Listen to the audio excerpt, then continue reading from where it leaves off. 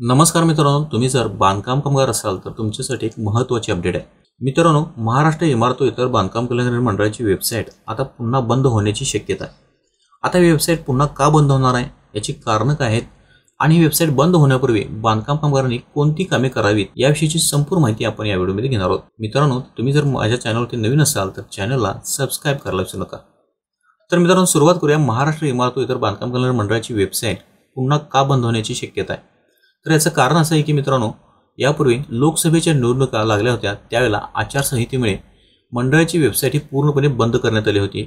यावरती बांधकाम कामगारांची कोणतीही कामे केली जात नव्हती। त्यामुळे आता समोर राज्यसभेच्या निवडणुका पुन्हा येणार आहेत आणि आचारसंहिता पुन्हा लागल्यानंतर बांधकाम कामगार मंडळाची वेबसाईट पुन्हा बंद होण्याची शक्यता आहे। आता ही वेबसाईट बंद होण्यापूर्वी तुम्हाला 5 महत्त्वाची कामे करायची आहेत। आता ही 5 महत्त्वाची कामे कोणती आहेत ते आपण सविस्तर पाहूयात। यामध्ये मित्रांनो, सगळ्यात पहिलं काम आहे ते म्हणजे बांधकाम कामगार नोंदणी। तुम्ही जर मंडळाकडे बांधकाम कामगार म्हणून नोंदणी केली असेल तर बांधकाम कामगारांची नोंदणी ही पूर्ण करून घ्या।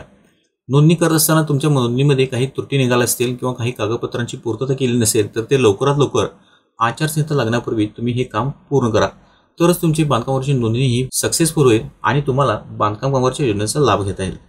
त्यानंतर मित्रांनो, दुसरं महत्त्वाचं काम आहे म्हणजे ऑनलाईन रिन्यूअल। आता बांधकाम कामगारांची नोंदणी केल्यानंतर बांधकाम कामगाराला दरवर्षी ऑनलाईन रिन्यूअल करावे लागते। तुम्ही जर बांधकाम कामगार मंडळाकडे ऑनलाईन रिन्यूअलसाठी फॉर्म भरला असेल तर लवकरात लवकर रिन्यूअल करून घ्या। रिन्यूअल करत असताना त्याच्यामध्ये काही त्रुटी निघाल्या आहेत का हे चेक करा, किंवा तुमचा फॉर्म पेंडिंग असेल तर तो का पेंडिंग आहे याविषयीची माहिती घ्या आणि लवकरात लवकर तुमचा फॉर्म हा आचारसंहिता लागण्यापूर्वी रिन्यूअल करून घ्या। यानंतर तिसरं महत्त्वाचं काम आहे म्हणजे स्कॉलरशिप। मित्रांनो, बांधकाम कामगारांना त्यांच्या पाल्यांना स्कॉलरशिप दिली जाते। तुम्ही जर स्कॉलरशिपसाठी फॉर्म भरला असेल तर लवकरात लवकर तुमचा फॉर्म मंजूर करून घ्या।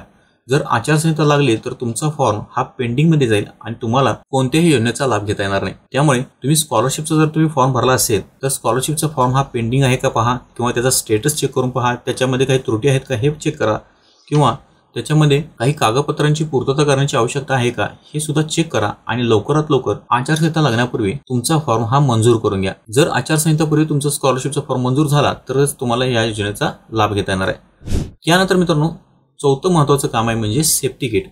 मित्रांनो, महाराष्ट्र इमारत व बांधकाम कामगार मंडळाकडून बांधकाम कामगारांसाठी सुरक्षेच्या दृष्टिकोनातून बांधकाम कामगारांना सेफ्टी किटचे वाटप केले जाते। आता तुम्ही जर बांधकाम कामगार म्हणून नोंदणी केली असेल आणि तुम्हाला जर अजून सेफ्टी किट मिळालं नसेल तर लवकरात लवकर आचारसंहिता लागण्यापूर्वी तुम्ही सेफ्टी किट मिळवण्याचा प्रयत्न करा। जर एकदा आचारसंहिता सुरू झाली तर तुम्हाला सेफ्टी किटचा लाभ घेता येणार नाही। त्यामुळे शक्य तेवढ्या लवकर सेफ्टी किट योजनेचा लाभ घ्या। त्यानंतर शेवटचं 5वं महत्त्वाचं काम आहे ते म्हणजे भांडे किट योजना। मित्रांनो, बांधकाम कामगारांसाठी मंडळाकडून संसारोपयोगी भांडे किट योजना सुरू करण्यात आली आहे। या किटमध्ये तुम्हाला 17 प्रकारच्या एकूण 30 वस्तू दिल्या जातात। आता तुम्हाला जर भांडे किट योजनेचा लाभ घ्यायचा असेल तर जिथे वाटप चालू आहे तिथे तुम्ही लवकरात लवकर फॉर्म भरून या किटचा लाभ घ्या।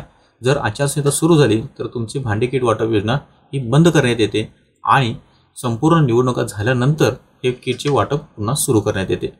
तर मित्रांनो, या व्हिडिओमध्ये मी तुम्हाला महाराष्ट्र इमारत व बांधकाम कामगार मंडळाची वेबसाईट बंद होण्याची शक्यता का आहे आणि तुम्हाला बंद होण्यापूर्वी कोणती 5 महत्त्वाची कामे करायची आहेत याविषयीची माहिती दिली आहे। मित्रांनो, तुम्हाला जर हा व्हिडिओ आवडला असेल तर लाईक करा, शेअर करा आणि चॅनलला सबस्क्राइब करायला विसरू नका।